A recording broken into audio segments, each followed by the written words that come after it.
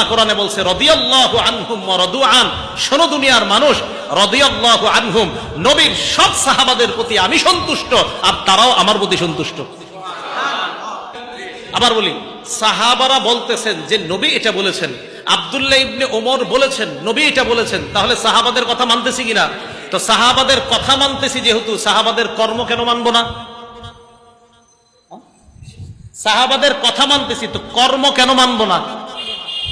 তাদের কথা মানতেছি, তাদের কর্ম কেন মানবো না?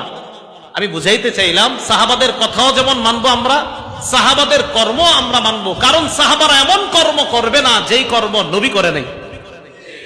সাহাবারা এমন কর্ম করবে না যেই কর্মে নবীর কোনো ইঙ্গিত থাকবে না, ইশারা থাকবে না।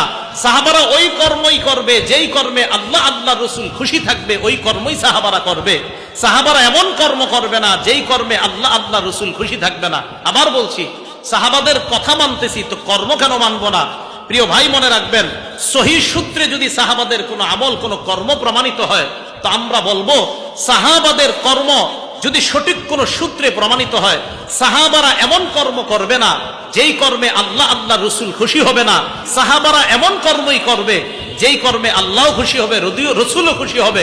প্রমাণ, আল্লাহ কোরআনে বলছে রাদিয়াল্লাহু আনহুম ওয়া রাদু আন, শোনো দুনিয়ার মানুষ, রাদিয়াল্লাহু আনহুম, নবীর সব সাহাবাদের প্রতি আমি সন্তুষ্ট আর তারাও আমার প্রতি সন্তুষ্ট।